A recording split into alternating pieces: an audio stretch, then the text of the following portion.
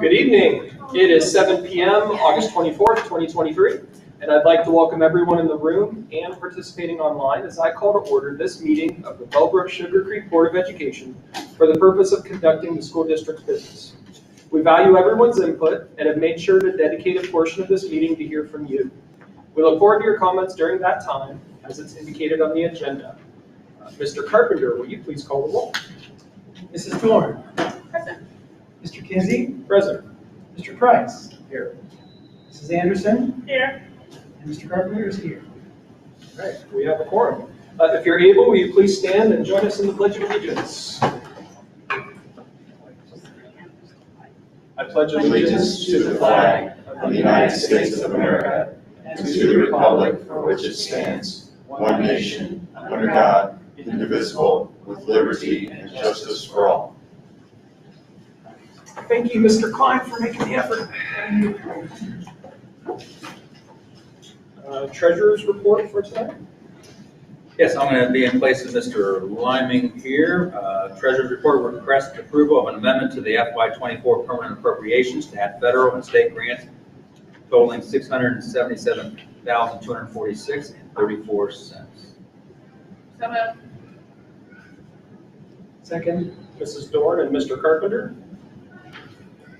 So on the sheet, on the blue sheet here, it's those items that are in the column of 82423. Those are the grants that have come through since the August 10th meeting. So again, this is a typical thing that we do at this point in time. Of any time those funds come in, we get appropriations on board. And just to note, this is the last year for ARP ESSER, so those funds will be expended by the end of this fiscal year. Questions? Mr. Carpenter, please call the roll. Mrs. Dorn. Yes. Mr. Kinsey. Yes. Mr. Price. Yes. Mrs. Anderson. Yes. And Mr. Carpenter is a yes. Motion passes. Request approval of additional student activity accounts effective for the 23-24 school year. Middle school robotics, high school biomed, and high school FCCLA biomed. So moved. Second. Mrs. Anderson, seconded by Mrs. Dorn.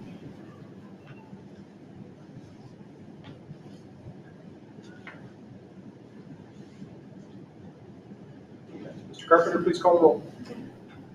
Mr. Carpenter is a yes. Mrs. Dorn. Yes.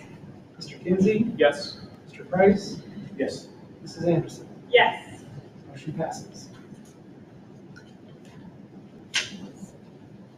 Okay, moving on to any correspondence anybody wants to share, especially anything that wasn't sent to everybody. I think it's worthwhile commenting on the one email I think we all received about a parent. It's very appropriate for tonight's discussion. There was a parent that Ms. Hill was very, Ms. Hill, you went there. It was very, very praising, very appreciative of what the open house here the other night, and she could not say enough glowing things about what you all were so well prepared, and thank you. And we will very much recognize and appreciate it. UCC budget, did you see that? It's nice to have a nice email every now and then. Something positive. All right, let's move on to reports to the board. We would like to welcome Adam Romali. Thanks for being here tonight. Hey, thank you. It's always a pleasure. I provided a 2024 brochure to the board for review concerning, the Career Center. Talks about the curriculum and opportunities there. Classes started on August 14th. They've got 900 kids in the facility. We're already almost busting at the seams. It's a new facility, but the growth has been immense since it's opened and continues to grow, and that's reflected as well in the Bellbrook support. We got 84 Bellbrook students over at the Career Center, 36 seniors, 41 juniors, and then 7 super seniors. And they're, I'll just kind of highlight the, 5 or more students. There's 5 or more in advanced engineering, auto collision, automotive technology. You've got 10 in cosmetology, culinary arts, and cybersecurity both have 5. You've got 7 students in the sports and exercise program and 6 students in the welding program. And I just want to touch on those last 2 a little bit. Our welding students do really well. Last year, all the graduates of the welding program all started, had jobs, immediately out of high school. They've got their certifications and they're all doing really well, kind of $50,000, $60,000 a year starting salaries coming out of the welding program. From the sports and exercise program, the instructor is the head football coach at Xenia, and he's done some great things with the program. And one of the things that he's done is he's asked all of his sports and exercise students to pair up with the special needs kids, our Career X students there at the Career Center, to help them acclimate, and they also learn how to teach the kids how to exercise, and it works both ways. So it's been really one of those neat things to be able to see. From a, I'll call it a business standpoint, we interviewed in early August, we interviewed for a new treasurer. Our treasurer was retiring effective 1 January, so we've interviewed. We'll be signing the contract. She's accepted the offer, so there will be a new treasurer there that we're going to come up to speed and help grow with and help us, continue to grow the Career Center. One other piece of business, just briefly, is the superintendent met recently at the behest of the Dayton Development Coalition, the DDC, with a company called Hydrogen Battery. They're looking to make a $250 million investment, 250 jobs in the area, and they're looking for people to work. And so they're going to meet with the Career Center to talk about what are those skill sets the kids need if they make that investment, making sure that there's a workforce ready to do that. So those are the kinds of things that I was going to report tonight. Are there any questions? Just a comment. Yeah. Thank you for what you do. Deeply appreciative. Especially if you're tying up the base with, the Air Force Research Laboratory. Been doing that, leading out for about 3 years. Yeah, and I just signed another 3-year contract with you guys' approval, and I enjoy this job and will serve for as long as you would like me to serve. I believe in the mission. I believe in the students. It's a great opportunity, and I thank you guys. Okay, thank you for allowing me to be a part of it. So thank you. Really great. All right. Thank you, folks. Thank you very much. Committee reports to the board. I'm first, OSB Legislative Liaison. I've got a few things here to highlight, but it's relatively quiet because some good things were passed, as we know. I'd like to highlight House Bill 254, and there's a companion bill in the Ohio Senate, Senate Bill 43, and it expands the homestead property tax exemption for disabled veterans. Literally driving here, I was like Googling something. There's another one, I don't have the number, but I can look it up if you want, that also is talking about surviving spouses of disabled veterans, extending that homestead property tax exemption to them as well. So that is good news, that is good work. House Bill 240 is permitting public schools to employ chaplains for their services. That's not been passed, that's still being discussed and whatnot. This isn't legislative, but a few kind of announcements from the governor's office. He's announcing creating a new teacher apprenticeship program, and that's looking to address teacher shortages and also creating additional job opportunities for all the great staff that aren't teachers that work in our public schools. I know we're very lucky that we get lots and lots of applicants for our teachers here, but obviously there is a need everywhere, so I think that's great. Another announcement from the governor's office that there is a emergency relief fund that was part of COVID, and he is announcing using $26 million of that, it's appropriated by Congress, to fund tutoring services at no cost to districts. And the last thing I was just going to mention, if you didn't see it, anybody watching online or here in the room, Dr. Kozak really did an amazing job, very thorough, going through the state budget, which included lots of changes, including the universal voucher program. I would encourage anybody to go watch that, as it was very well done, very thorough, with a lot of really good information. That was during our last meeting. Was it the last meeting? I was trying to think which one it was. Yeah. I knew it was recent, so. I wasn't here time, so was part of that discussion about this new, was it new or whatever it is, the basically disbanding effectively of the Ohio Right, Department of Education. State Board of Education. Did you cover that at all? Yeah. Yeah, there's really not a lot of details at this point. There has not been, the cabinet person has not been appointed, or the deputies have not been appointed yet. Okay. Those transitions should be happening later this fall, early winter. Obviously, we didn't have a vote. I think it's, personally, in my opinion, it's atrocious that essentially, you know, we're losing the ability for the people of Ohio to choose their representatives at the State Board of Education level. It works fine now for the powers that be, but if in the future there is a change to the other party, they may not be happy with the fact that there's an education czar that can make decisions that are pretty sweeping from a policy perspective. And I'm at a loss as to why that was done, why essentially it's correctly the same and neutered the Department of Education. I think they still have something to do with teacher certification standards and things like that, but anything as a matter of policy, curriculum, and whatnot, that power has now been essentially put to the governor's office and someone that works directly for him as a czar. So anybody's listening out there to that YouTube channel, I think it was an atrocious decision, but I don't think anybody cares what the board member says about that. But yeah, I'm not a fan of it. So Agreed? Yep.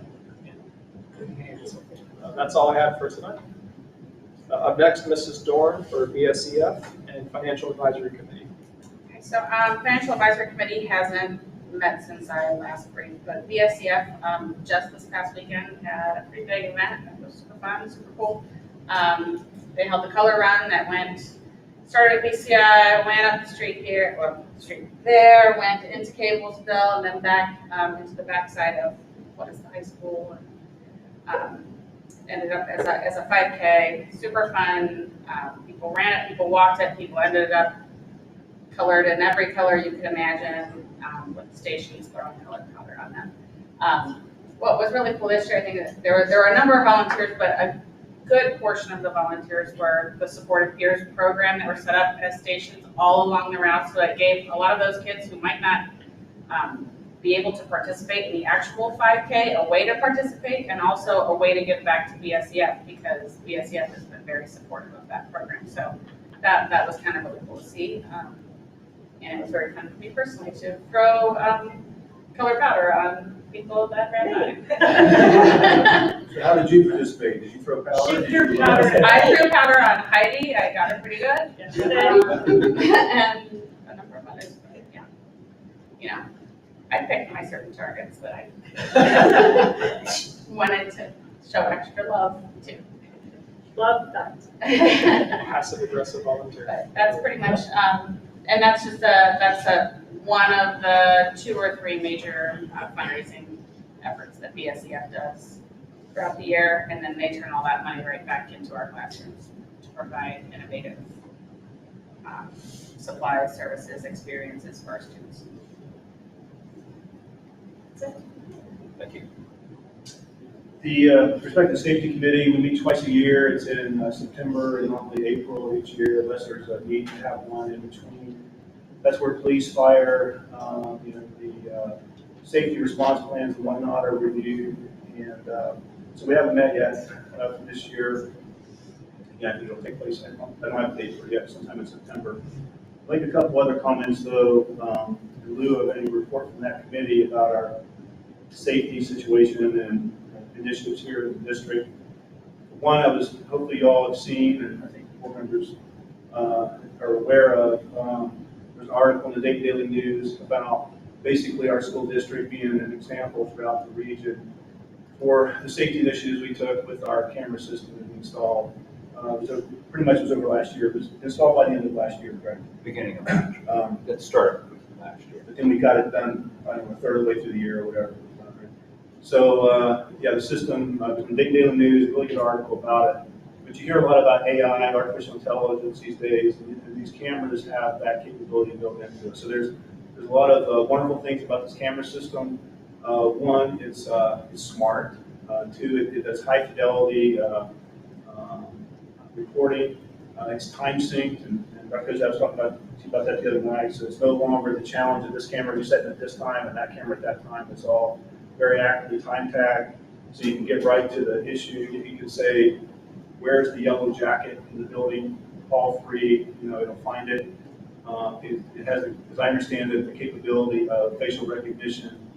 That combined with the vindicator system for getting in the building, used to, it's like you had a key if you were a coach and you got in anytime you wanted. Now, as I understand it, they have a card, and if you're a coach and you're coaching from 6 to 8 on Tuesday and Thursday, that's when your card works. Is that, I knew that's what would, if it had been fully implemented, that's what the system would. Yeah, they're detailed or they're specific to that person. It's just not a free-for-all and 24/7. Yeah. So there's been a lot of initiatives like that, and for the parents listening, we take the safety of our children at the highest level, and we have done everything we can think of to make our schools as safe as possible. And that was a major contribution to that. Again, the system cost about $800,000. We were able to get a grant that covered approximately $200,000, which $43 million came from the state.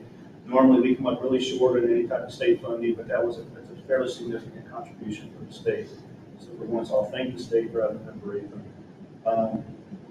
Other things that are positive, the speed monitoring system that went into effect last year. Just like last year, there was a problem right at the beginning of the year on the westbound speed monitor in front of the middle school is just not working. Justin from the road department called me and said, hey, we got a problem, but I said, well, how about getting the speed trailer out there? And sure enough, the Green County Sheriff's Department allowed that to be out there. And I haven't been out there when it's running, hopefully it's working. But it had to send the camera system, or sorry, the computer back to the manufacturer, but in a few weeks, hopefully at most, it'll be working again. The SROs are moving forward. What's the latest on that, Doug? They're now full, they had 2 full-time ones split between 2 schools. So from Sugarcreek Township, and then also from Bellbrook City, bouncing between Stephenville and DCI.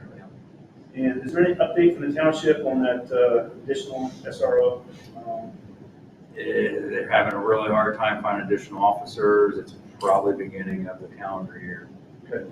I find it interesting because I attended a township meeting and I heard that they have a lot of great candidates. So it's kind of hard to understand how that they would say now that they're having problems with candidates, because I heard that they had the cream of the crop and a lot of them. So it's kind of hard to understand now how that would. And that's not. I don't know, but I do know they have a few spots. They have a few spots to fill. It was 2 or 3 spots they were trying to fill. Okay. So maybe. The forming buses are in place now. Is that correct? And they have a new camera system, which does fore and aft and can catch the school bus runners. Already caught a few. What's that? Already caught a few. Really? Yeah. Good. We put them on Facebook. So can we talk to the county about maybe getting part of their fine, to take back on our systems and equip some more of our, buses with that? I'm sure they'll be very open. Yeah, that's, I'm so glad to hear that. I mean, we talked about it, and, Transportation Director came out last year, gave us a wonderful presentation, very informative. I'm glad she moved forward on it. Lastly, the ASRT is moving forward very well. We feel like that, along with the SROs and the other things we have in place, are giving us a comprehensive and very effective protection for our school system. So we're grateful for those that have volunteered and will be a part of that team. So that's all I have. Thank you very much. And last is the Greene County EOC Business Advisory, and I don't really have anything for that at this time. Can I go ahead and give the student achievement? Please. Okay, because I'm the liaison for SBA Student Achievement. We do have the conference coming up in November. Last year, our Supportive Peers group presented, and they did a phenomenal job, and I want to open it up, Dr. Cozad, to any of our principals that would have a recommendation for a group. If there is a group in your building that's just doing something outstanding, we would like to make sure they contact me or you so we can facilitate that nomination. Okay, sounds good. Thank you. We skipped the middle school building. Oh my goodness, we certainly did. I went They were out of waiting order. anxiously out there. I went out of order. I'm I sorry. assume that was on purpose. No, not at all. So My bad. My apologies, Mrs. Hill. Please come on up. We are very excited to hear about the middle school building. Well, at least 4 out of 5. Hey, this is. thank you. Sorry again. No, no worries. It's only the school year kid goes. Yeah. I mean, seriously. All right. All right, Board of Education, Dr. Kozad, thank you for allowing the middle school to talk. I always love to highlight all of the wonderful things that my staff is doing at the middle school. So every year we pick a theme, and this year our theme is Soar Together. We're really focusing in on that part of our BBO. So really trying to push teamwork, being a good teammate, and what that looks like. So while tonight I am going to hit primarily on the changes in our PBIS program, I quickly just wanted to highlight a few other things. We're very excited about and fortunate to be continuing our partnership with Greene County Career Center in providing 2 teachers to teach our 7th and 8th grade STEM classes, as well as our home economics classes. We're also really excited. We're in the 2nd year of a grant with the Greene County ESC for a program called Pathful Explore. As you all know, the state is really pushing, and new mandates are coming out all the time, it feels like, about career education. And research actually shows hitting the middle school is kind of the time to start getting kids to think about what their options are going to be after high school. So whether it be college, technical school, anything like that. So through the ESC, they have a grant for all Greene County schools, specifically 7th and 8th graders, to be part of Pathful Explore. This was previously known as Virtual Job Shadow, but it's a really, really neat program that allows them to view all sorts of jobs. And there's interviews that they can watch. So our counselors last year got all the 7th graders in and signed up. And they're going to start that even earlier with our current 7th graders, and then the counselors will be able to touch base with them throughout the year. And then our new home economics teacher through the Career Center is going to be getting trained and working on that, as our previous one last year retired, but she was using it as well. So just a great opportunity to get our students very early to start thinking about all of their different career options. On opening day, the 3rd opening day that we had, not the very first one, our tested subject teachers and Mr. Killen and I did kind of a deep dig into our awesome data scores that we had, and really looking at using that to inform our instruction moving forward. Our band and choir numbers are on the rise. We actually, this year, for the first time since I've been in Bellbrook, our choir 7-8 was always one combined class, and this year we actually had to make it 2. Which is always fantastic. So a huge shout out to our music teachers. They do just a phenomenal job. And then band numbers are on the rise this year as well. Our Hope Squad actually had their very first meeting today with their returning members. And they are getting them geared up to attend the leadership conference that Grant Us Hope puts on every year. And then very exciting news for the fall musical Matilda was just announced yesterday. So that was quite the buzz in the hallways, and they are getting really, really excited about that. Where's that conference for the Hope Squad? It is usually in Cincinnati, Okay. in one of the Cincinnati Is it a schools. weekend thing, or is it? No, it's during the day. Yeah, it's pretty awesome though, and it's free to member schools, which is nice. Is it just the teacher sponsors, or is it for the students? No, it's for the students. Okay, so it's like a. Yep. A day Yeah. trip to get down there. Yep. Super. Okay. Yeah, and it's put on by Grant Us Hope, so it's kind of building their leadership skills beyond just the Hope Squad training that they go through. So our returning members are getting registered, and then we'll be looking at our 6th grade members next week, doing all of that information and selection process, and then we'll get them registered as well. So we're obviously excited about the great work being done at BMS, but we just briefly wanted to highlight something we have expanded on this year, which is our PBIS program. So at the end of last year, we held a few kind of focus groups with staff, and then in reviewing the Panorama survey as well, kind of 2 big themes emerged when we really kind of dug into what our teachers were saying we were doing well and what we needed to improve on. So the first one was just really trying to establish clear expectations of middle school behavior. How do we teach kids when they come to the middle school, what are our expectations? And then the other theme was creating a clear system of that rewards and discipline in order to improve building not just behavior, but building culture system-wide. So this summer, we did establish an official PBIS team we were doing elements of it, to Be the Best program, things like that. But as I started to really dive into what is required by the state, it just became very clear we needed to kind of expand there. So our teachers this summer gave up a lot of days to come in. They met 4 times this summer. I want to give a huge thank you to Mrs. Keaton, Mr. Phelps, and Mr. Klein. They're kind of the experts in it, having done it. And as far as a district goal, one of the things we heard also from parents is just really kind of easing those transitions from buildings. So with largely Mr. Klein's help, Mr. Killen and I were really able to kind of zone in on what behaviors do we want to see from middle school, but what can we pull from BCI that is going to be super familiar to them, because they're not brand new things or anything like that. So we created the behavior matrix by location and used our BBO. So I gave you the hallway example. But you'll see it looks very similar. We have our beliefs. So those are the big things that we're hitting, again, in line with our district goals. But then for every area of the school, there's the behaviors and then the outcomes that we're looking for. So our teachers created awesome lessons for the first days back. They came in over the summer and filmed good behaviors and bad behaviors to drive the point home, but also, have a little bit of fun with the kids. And we will continue to meet throughout the year regularly to review data.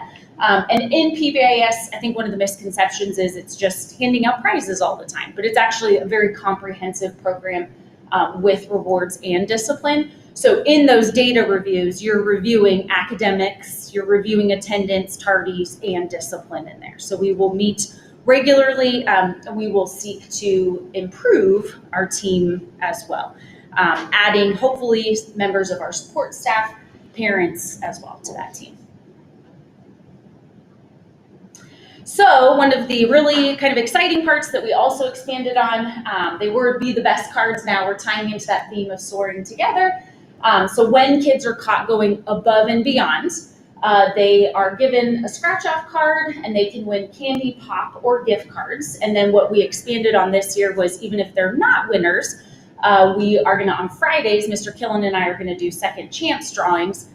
So they can win those things, or they can win fun things like first in the lunch line, ice cream for their eagle, things like that. And again, it's the things that go above and beyond that we catch kids doing. And then they're also going to do grade level competitions as they fill and reach certain levels. The whole class will get donuts, or the whole class will get an extra 10 minutes of recess, or something just easy and fun like that. And then eventually, as we develop our tracking system, we'll track discipline as well as positive behaviors. And I want to give a really big shout out to Mr. Killen. He brought a lot of expertise to us from his previous positions, as well as Mr. Klein really kind of helped us hone in, hear from our teachers, what are you looking for? And a big part of that was just understanding kind of discipline. What is teacher managed? What is office managed? How many times is a teacher managed before it comes office managed? So with that committee, Mr. Killen kind of created something very concrete for them. We rolled it out the first days, and we've gotten a lot of good feedback. Just for students and teachers, consistency and clear expectations and understanding is kind of what we were going for. And 6 days in, so far so good. All right, so just to kind of wrap up here, what's the why behind this? I always kind of start with the end in mind. So we want our students at BMS to soar together. And then in our 5 questions with the principal, one of the things that I hit on was we just want to see growth out of students. No one is perfect. We do not expect perfection by any means. So our simple theme this year is to grow. So grow academically. We're getting ready to hopefully soon from the state to see our value-added scores, which I always love. Achievement scores are great, but it's also about those growth scores, how our students improved over time. And then also to grow them socially. Our goal at the middle school is to get them ready for high school. So in talking to high school teachers, high school admin, what do we need from the middle school to make sure that they're ready to be successful in high school? And ultimately, research-based is teach, reteach, teach, and reteach. Again, behavior expectations, just like you would math, science, ELA, all of those things. So those are all the awesome things going on at the middle school. We're just very fortunate. I feel very fortunate to have just absolutely amazing staff, and to walk in the steps of Miss Sigmund and Mr. Eckley, and continue the great work that they started all these years ago. So, any questions?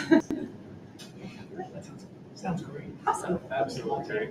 Thank you so much. All right. Appreciate You're it. welcome. Okay. Next is our open communication period. Somebody would mind grabbing that. Thank you, Audra. Your thoughts and comments are welcome during this time. When given the floor, please share your name, address, and any group affiliation you hold if it's relevant. You will then have 5 minutes for your comments, which should tonight be directed towards the presiding officer, who happens to be me. In case you're wondering, the reason for these policies, which can be read in their entirety on the district's website, and policy number 169.91, is to ensure that everyone who wishes to speak has time to do so, and that every speaker is treated equally and fairly. First, I'd like to welcome Meredith Ritter. Thanks so much for being here. Thank you have for 5 having me. minutes. My name is Meredith Brenniger. I live in Bellbrook. You may be thinking, not her again. I guess people keep speaking until they feel heard or until there's a balanced dialogue. I know I've actually felt empathy for Mr. Price's dialogue or dealings with Sugar Creek Township related to Mr. Martin's estate. I admire his tenacity in speaking up for what he thinks is right. I try to do the same. Tonight, I'd like to speak about transparency. I do appreciate your decision to expand the use of board docs and the hiring of Mr. Conti. My concern is that the district has been selective on which topics they're willing to be transparent about. I'll share some examples. This past April, the board approved updates to the district science curriculum. One book was glaringly absent, the AP biology book. Why didn't the superintendent include this in the list of books to be approved? I know that one parent expressed concerns related to sex and gender. Some of the content in question is actually already in the bio book being used, but the current book wasn't pulled, nor was the proposed upgrade adopted.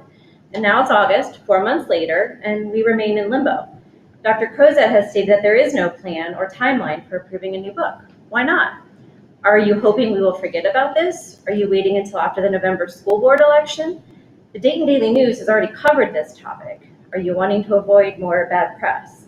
The district can't punt indefinitely as the College Board requires that AP textbooks be published within the last 10 years. Further, I wanted to inquire if you're even following your own board policy related to book challenges. According to policy 9130, public concerns about instructional materials go through the county curriculum director.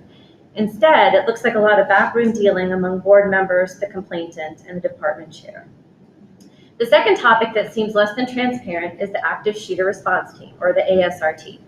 The board's resolution called for a minimum of 40 hours of training. Now, 24 of those hours are set forth by the Ohio Revised Code, and I recently asked if the ASRT implementation committee decided to keep the additional hours at 16, or if they opted for more, since they had the latitude to do so. They restated that they are requiring, quote, a minimum of 16 additional hours, which wasn't really an answer. Further, when I asked what the additional hours would focus on, they said they couldn't reveal this because it would jeopardize public safety. Well, that was curious, since Ohio Peace Academies, including the one here in Greene County, routinely spell out their curriculum online. The district said a key difference was that the completers of the police academy would go on to be uniformed and their identities known, whereas the identities of our ASRT are not public. Well, help me out. How does knowing the content areas for the 16 hours of additional training give away their identity? But even if I assume that's true for the sake of argument, why then would the Ohio Revised Code 5502.703 spell out that the 24 hours of required training for armed school personnel must include 14 topics? I won't list them all, but it includes things like mitigation techniques, de-escalation, tactical live firearms training, and scenario-based training. Now, the Ohio School Safety Center, which is part of our state department, or our state's Department of Public Safety, actually spells out their curriculum and how the 24 hours are divided across those 14 topics. An interesting aside, the curriculum spends just 15 minutes each on the required topics of first aid and the history and patterns of school shootings. But I digress. Do you think that the state publishing their requirements for non-uniformed armed teachers endangers the public? Does Bellbrook's additional hours significantly stray from this list? When you won't disclose, it gives at least the appearance of hiding and impropriety. I mean, if the district is highly concerned about keeping ASRT members' identities secret, it was surprising that they would publicly emphasize which new hires for the school year have policing backgrounds, just days after at least one new staff member was added to the ASRT on August 10th. I guess infer what you will. The final topic I hope the district will be transparent about is the rationale for retaining the parenthetical LGBTQ language related to the superintendent when it was removed for students, teachers, and staff. Was this intentional or an oversight? I imagine that the employment protections of the superintendent were not at the heart of this change, whereas non-discrimination policies related to student bathrooms likely were. I can't help but wonder, why did one parent email have such a strong influence on the censoring of a biology book when the ratio for those opposed to the LGBTQ policy updates was so slanted? Among emails sent prior to the April 27th meeting when the LGBTQ language was changed, it was 26-1. And speakers at that meeting, I counted them, it was 37-1. I suspect the answer depends on whether the board agrees or disagrees with the citizens, no matter how many citizens speak up. It can make you want to stop speaking up. I will look forward to hearing your updates on the superintendent policy and for broader transparency in all, not just some, policies. Thank you. Thank you very much. Up next, I'd like to welcome Brian Cronenberger. Thanks so much for being here. You have 5 minutes. Brian Cronenberger, Washington Mill. I have 2 things that I want to talk about real quick. One of them is Mr. President, one of your board members mentioned that he was very upset about the state choosing to implement the plan of overriding the board. I strongly would agree with him, but he mentioned that he was confused by this. And that part struck me because it is decisions that these board members have made recently is kind of why the state board is doing that. There is a partisan politics being brought into our school boards, not only locally, but statewide and nationwide. And they are bringing in what I call insignificant boogeymen to be able to shove in different types of laws or clamping down on different sort of things that they view as being culturally unacceptable, such as LGBTQ, or wanting to put in a pastor pastor into schools, which I don't think would be appropriate in a public school. But you guys are wondering why they would do that. And the reason is because people like you guys yourselves are voting for extremely conservative, a lot of times very corrupt people at the state board or at the state legislation. Most of them have been, like a lot of them are currently in a lot of hot water for doing really bad things.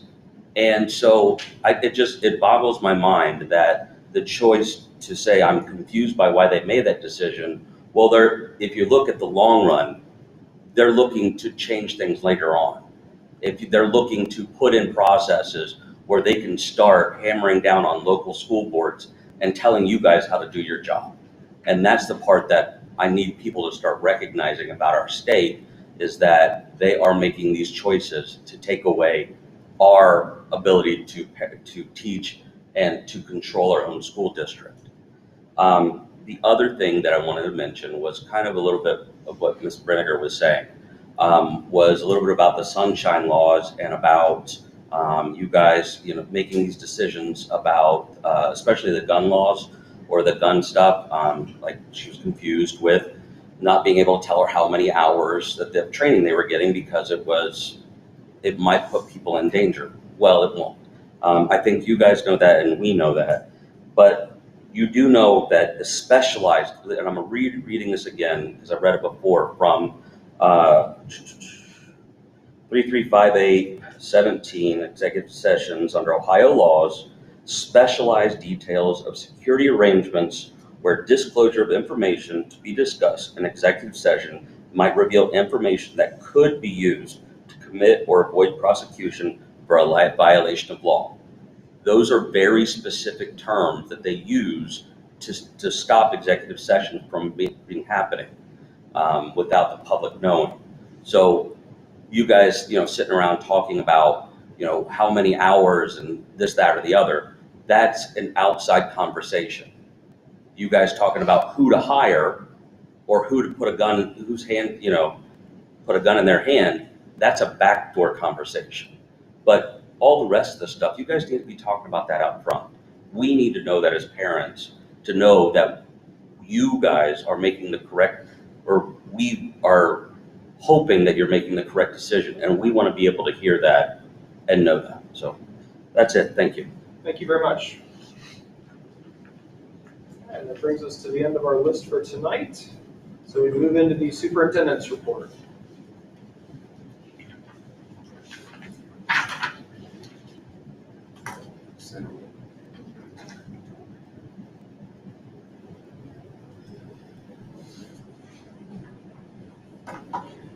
Okay. New business, we're going to do a consent agenda for A, certificated licensed staff employment resignation leave of absence supplemental duty. And B, support staff employment resignation leave of absence. And C, substitute personnel. And also a hand carry is 7A to go along with that. So moved. Second? Moved by Mrs. Dorn, seconded by Mrs. Anderson. Just a few comments. There's quite a few bus drivers on here. Trying to round out our staffing in the transportation. We're really close. We're still, as soon as we get a few, all of a sudden one or two people quit. So we're really close to being fully staffed. We have someone that just got their license through training yesterday, another person today. There's a couple more people in training. So there's quite a few people on here, and then we still have a few more slots to fill. Yep, and that's just wanted to point that out because there are quite a few bus drivers. It's good to see. Yep. Awesome. Any questions? All right, Mr. Carpenter, please call the roll on accepting tonight's consent agenda. All right, Mr. Kinsey, Yes. Mr. Price, Yes. Mrs. Anderson, Yes. Mr. Carpenter is a yes. Mrs. Dorn, Yes. motion passes. All right, next is D, 2023-24 bus routes per section 3301-83-13 of the Pupil Transportation Operations Safety Rules. The board designates all bus stops, routes, and time schedules for the 23-24 school year. Superintendent transportation and/or transportation coordinator have the authority to relocate or make changes that deem necessary for the safety of the district, students, and school bus fleet. So moved. Second. Mrs. Anderson and Mrs. Dorn. And so here is a copy of all of those bus routes. Again, this is the beginning of the year. Continue to tweak and refine those, especially at the beginning of the year, but also if there's a new student or so forth. These continue to get tweaked. But just a huge shout out to the transportation department. Done a fantastic job. At the beginning of the school year here, all things considered, have gone extremely smoothly. You're always going to have a little bit late, a little bit early, the first couple of weeks as people get used to the routes and so forth. But just have done a fantastic job. The whole transportation department, including the mechanics also, who have those buses up and running on a daily basis, which is, again, we have a lot of new buses, but we also have, I believe, about 6 buses that are 15 years old. So imagine your own vehicle being 15 years old, but a bus that is out there, keeping those buses up and running, passing inspection, and in good working order is going to be a huge challenge. They do a nice job. How's the construction affect downtown Bellbrook? Is that somehow they're making it through that without too much impact? It has impacted us, so we are working with the city. They have an officer that is at that switch. There's a little switch there that the officer has access to that we radio through or to them, and then they deal with the light of making it maybe a little longer, a little shorter. And it is back, I mean, it is a little bit of an issue, but much less because of that. So again, huge shout out to Lori Smith, our transportation director, who went and talked with the city and Chief Carmen and the city that worked with us be able to do that. So that's going to be for probably, heard it's going to be even longer. It's going to probably be December now because there were some issues with it. So it's going to be longer. So, and there's only so many ways to get around the downtown there. So, but we're making the best of it. Again, it's impacting us a little bit, but that was the other piece at the beginning of the year. Any routes that could be rerouted, they rerouted, but again, there's only so many ways through the city there. I think to pass along to all of transportation. I know there's always bumps, figurative bumps in the road and literal bumps in the road. Beginning of any school year, there's always things that need to be worked out. There are always buses that run a little behind, but overall, from my perspective as a parent, from being up here helping direct traffic on the first day, by far the smoothest first few days of school transportation-wise that I can remember. And so their hard work is not going unnoticed. And I've heard that not just within my own household, but lots of families that. I will send that on. And I don't have exact numbers, but I believe ridership is also up. So that's the other piece to that. I will send the thanks to transportation. Okay. All right, we have a motion and it's been seconded. Mr. Carpenter, please call the roll. Mr. Price? Yes. Mrs. Anderson? Yes. Mr. Carpenter is a yes. Mrs. Dorn? Yes. Mr. Kinsey? Yes. Motion passes. And the E on the hand carry, transportation consultant, recommend approval of Beverly Wetzel as district transportation consultant on an as-needed basis at a rate of $50 an hour for the 23-24 school year. So moved. Second. Mrs. Dorn and Mrs. Anderson. Again, Mrs. Wetzel is our former transportation director and has worked a lot with Lori Smith of routing and just all the things. I think it's a piece of why things are going smoothly also is utilizing her familiarity and expertise also. Please call the roll. Mrs. Anderson? Yes. Mr. Carpenter is a yes. Mrs. Dorn? Yes. Mr. Kinsey? Yes. Mr. Price? Yes. Motion passes. Okay. Items of information or discussion. Just a reminder, Dr. Kozat, that the Stephen Bell BLT would like to present at some point. I think I mentioned it in May. They would like to talk about kindergarten and all the awesome things that are going on down there. So whenever we can get that on, that would be great. Anything else? I would just like to say, again, we've already said it in transportation, but a thanks to everybody else for an extremely smooth start to the school year. Parents, staff members, administrators, counselors, support staff, everybody has just done a fantastic job of working together and having a really smooth start to this year. So, And a big shout out to everybody. Stephen Bell this morning that had to start their kindergartners in Yeah. a thunderstorm. My test as a liaison was, I think I passed. I was out there with an umbrella, helping little kids into the building that were scared of school and scared of thunder. So it was a bad backup. So hopefully it'll go smoother. So tomorrow. So I would have liked to have been there. I was down with Mrs. Sigmund and I were running the phone down to transportation department because everybody in the office was out driving and the lines were down somewhere on Middle Run and then other debris was down. So I missed all that. Well, thank you for doing that. Yeah, that's very important too. Driving the bus. I'll answer phones. Stay in my lane, literally.